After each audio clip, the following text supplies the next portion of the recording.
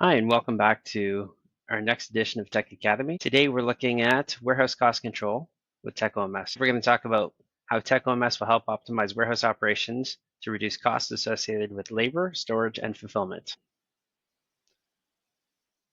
Within techOMS, there's a couple ways that we can help optimize warehouse operations, reduce costs, labor, etc. Let me jump into my demo account, beloved demo account.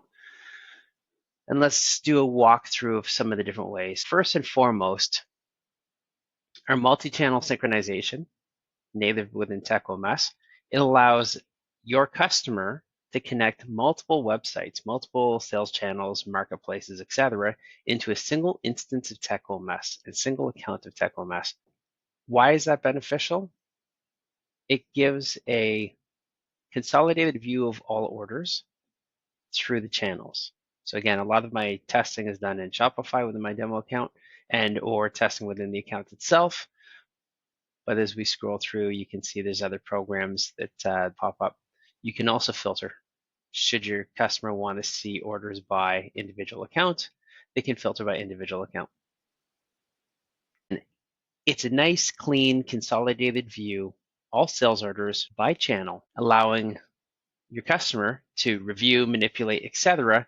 within that one pane, saving them from flipping back and forth between different portals. Next thing that we fold into this is our real-time inventory visibility. So again, the idea here is to simplify inventory management with the ability to view and update inventory in real time across unlimited sales channels. You can see our inventory. Let me pull up the particular SKU. Don't know if my lightsaber still exists. It does not. You can see for product Julia,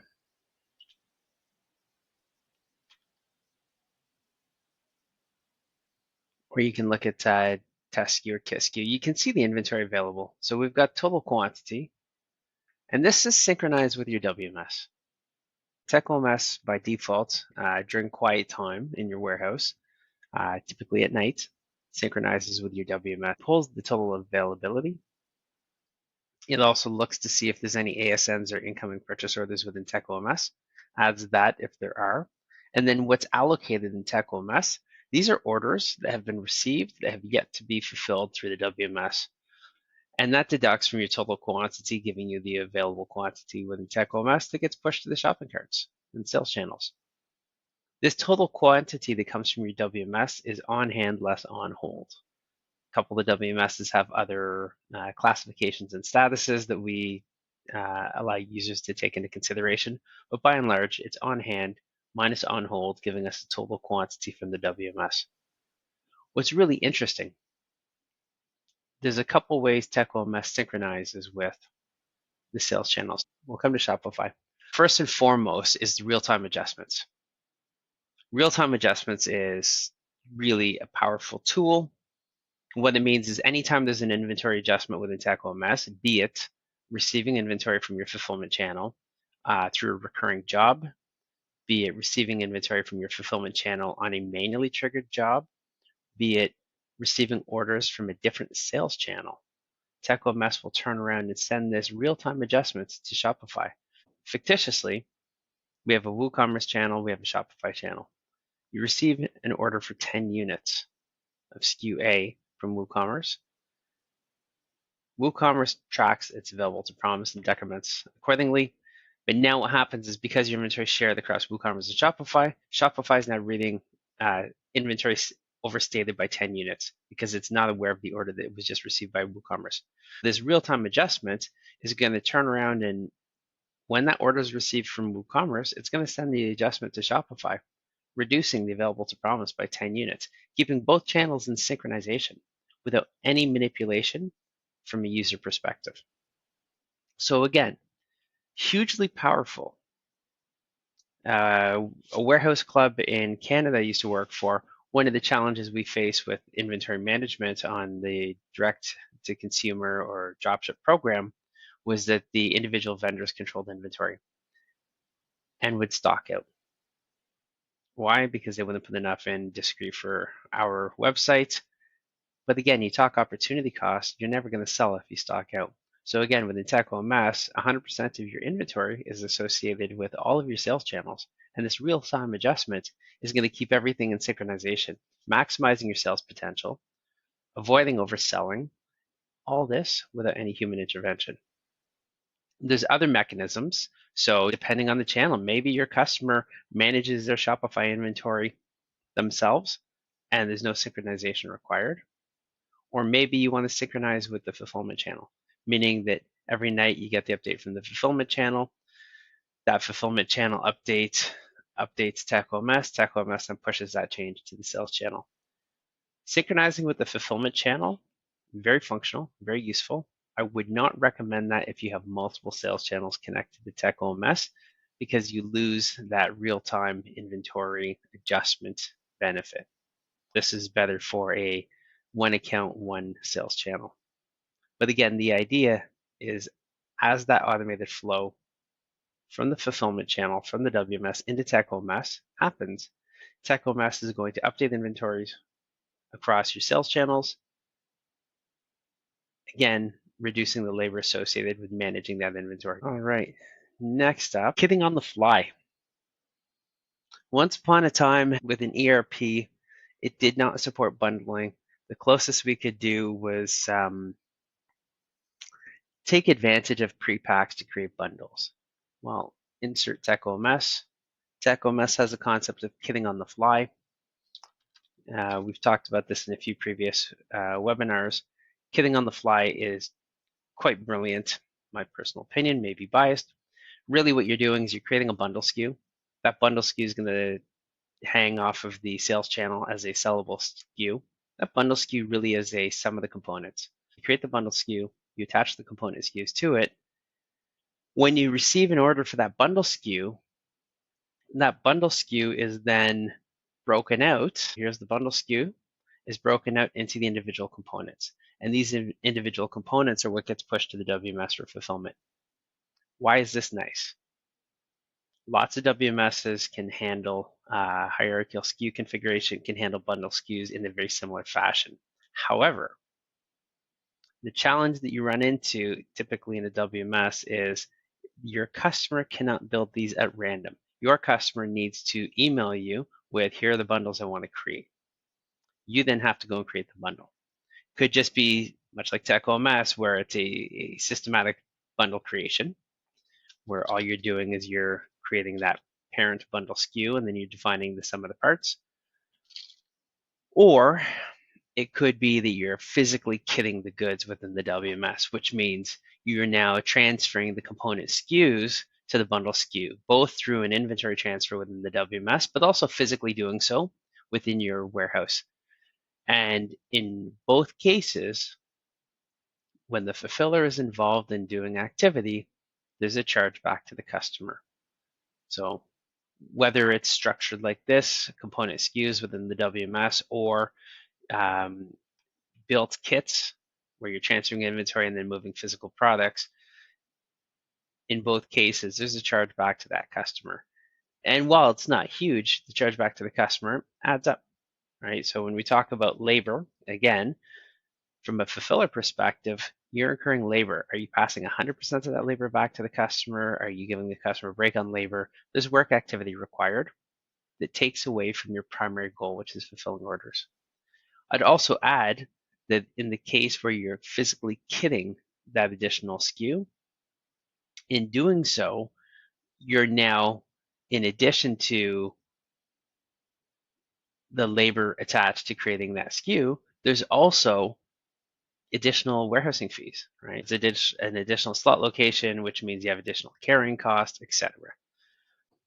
I know my warehouse, I was always bumping up against my slot location limit. This does away with the need for an additional slot. Now, again, you could have a customer who loves bundles, drives average order value, AOV, helps drive contribution margin, make orders more profitable.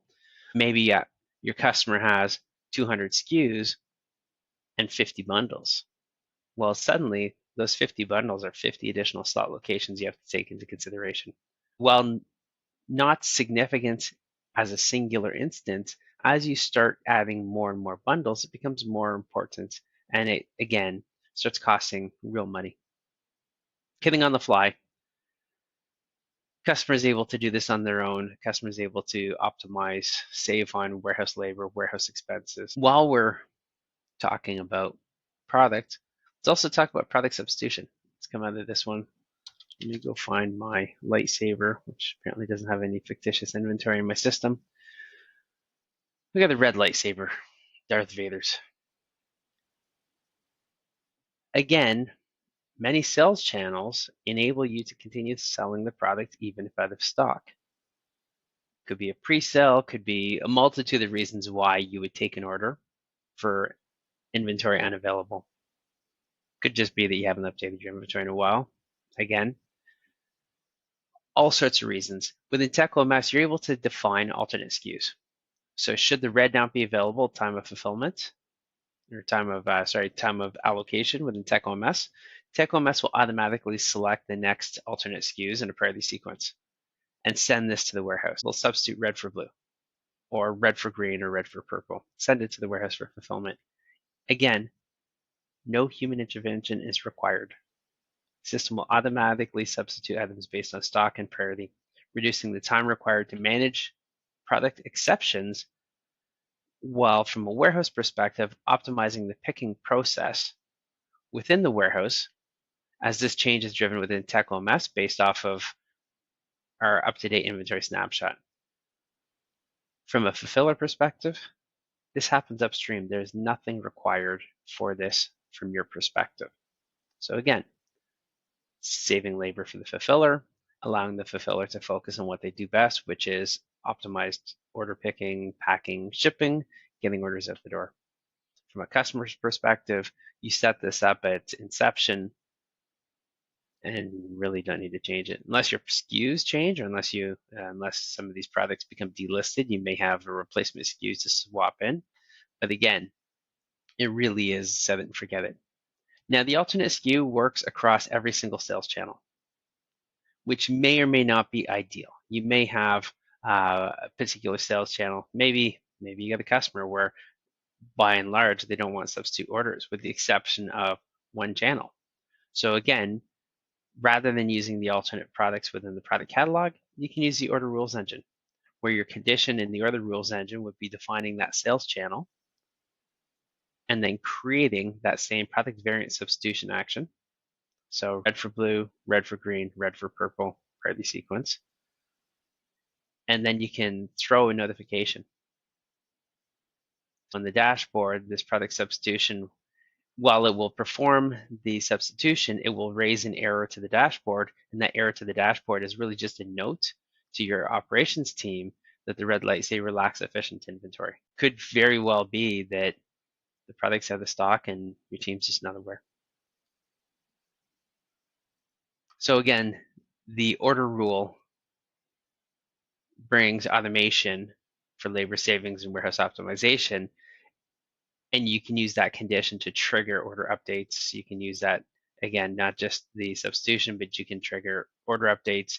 You can trigger creating references, updating order statuses. You can use the rules for routing, optimization, add the ability to add information as references that you want to pass to the WMS, such as packaging information, or if you're using dynamic order routing and you're overriding the carrier and service that comes from the order, you can use that reference mapping to pass the new carrier information to the WMS, which allows secondary optimization within the WMS. So really, that once we start getting into order rules, the sky really becomes a limit in terms of what you're able to achieve from a optimized workflow perspective and a drastic reduction in labor.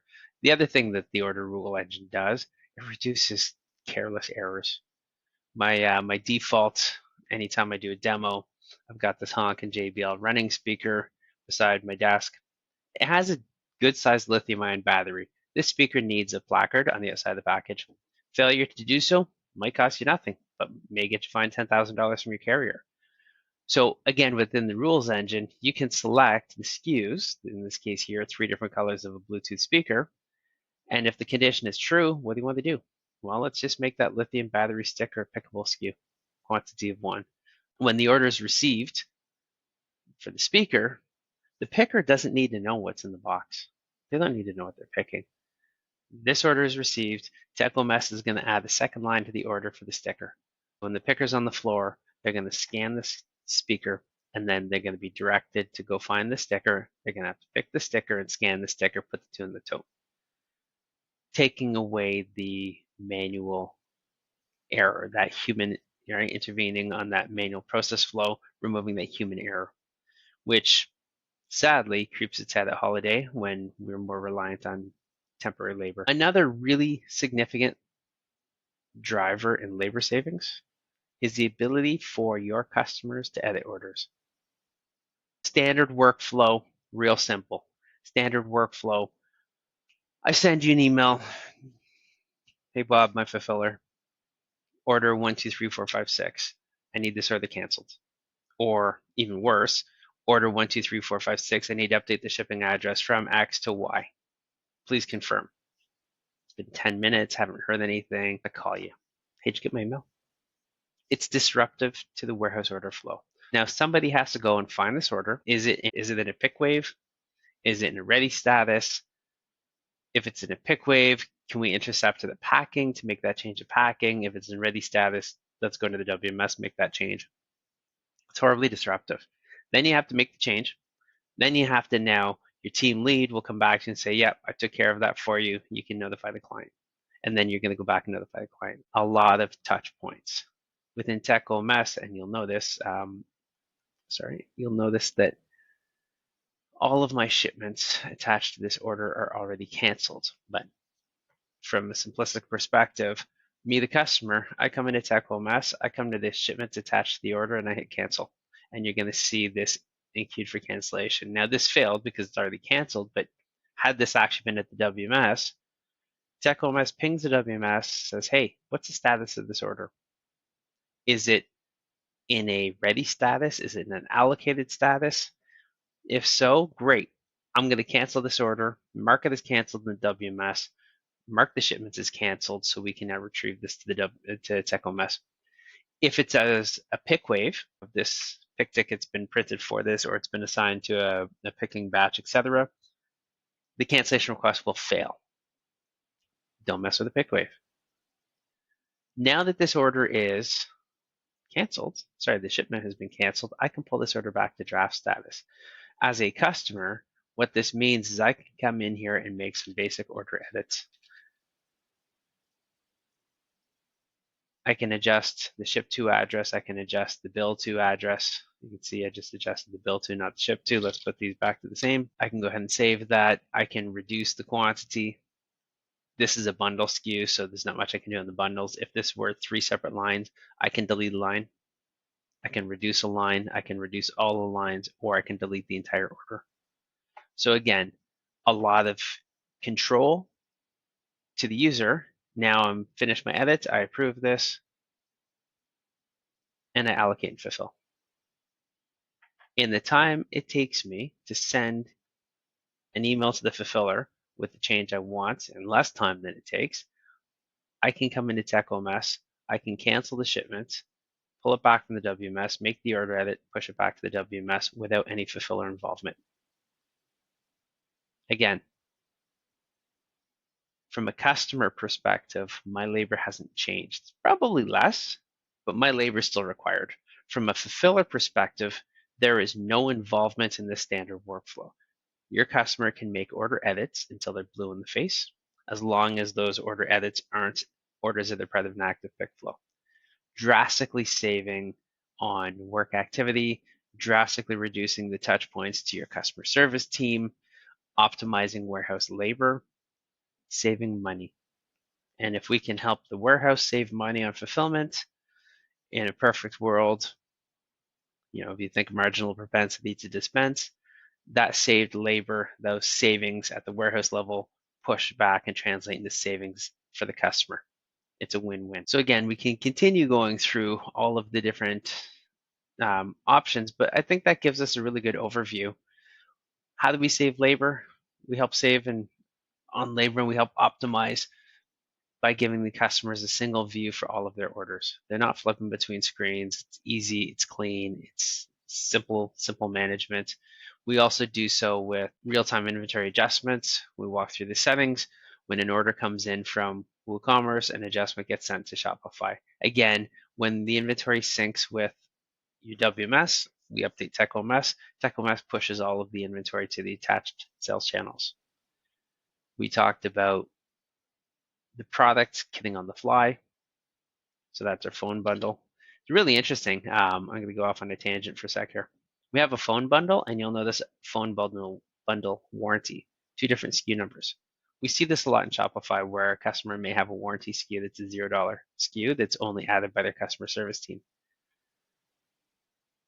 You want to track it. You want visibility on the purchased SKU versus the warranty bundle SKU, which is why you'd have 2 different SKU numbers attached to it.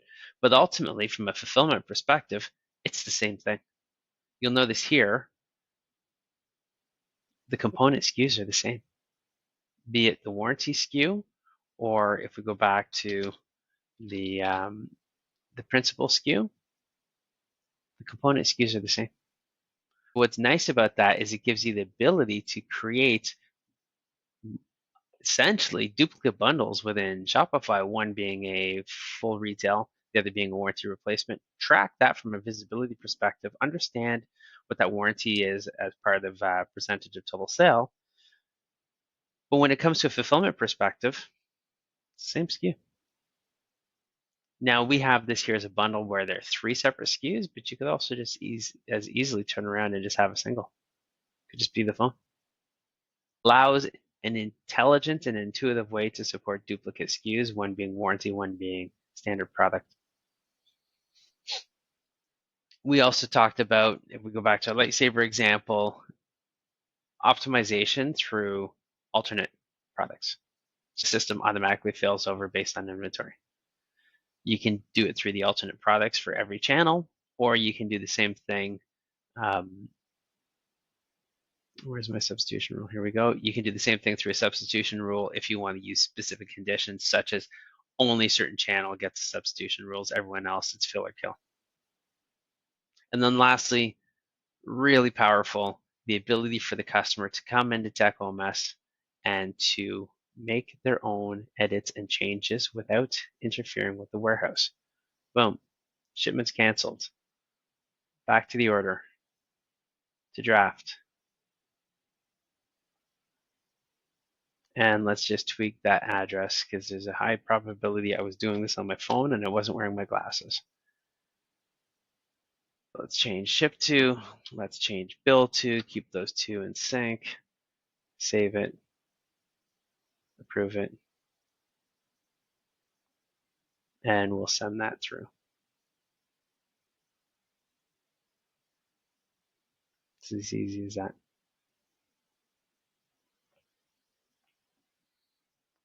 All right, let's turn to the audience and see if there's any questions at this point in time. Give me just a sec to get into the chat.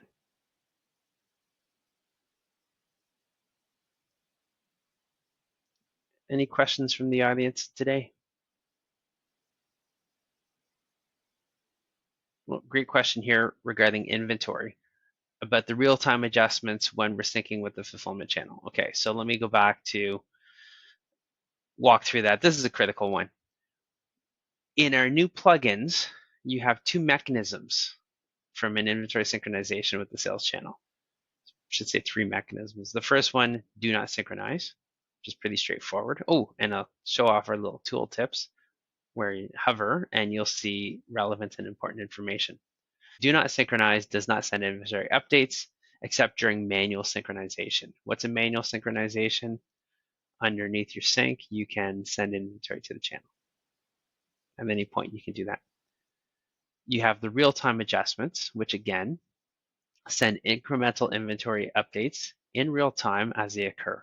So the real-time adjustments could be receiving from the fulfillment channel from the WMS, whether a recurring job or whether just a manual update, manual sync. We just had a truck in, we just processed the inventory, and I hit push inventory. Or it could be that orders have been received from a different sales channel. And that's going to create an inventory adjustment, and that inventory adjustment is going to flow back to this channel. And then lastly, synchronize with fulfillment channel. Synchronize with fulfillment channel sends a full inventory value, not just the change. So an adjustment is +5, -3. It's just the delta or the change in inventory balance. Whereas synchronize with the fulfillment channel sends the full replacement value. Instead of +5, it sends 95 units. Instead of -3, it sends 62 units. However, synchronize with fulfillment channel does not send real-time inventory adjustments based off of orders received from other sales channels. Synchronize with fulfillment channel is ideal for a single sales channel connected to techOMS. If you have multiple sales channels connected to techOMS, you're better to stick with the real-time adjustments. Okay, hope that answered that question. Any other questions from the audience? If not now, feel free to email me your questions after the fact. Appreciate your time this afternoon. Have yourselves a good rest of your day.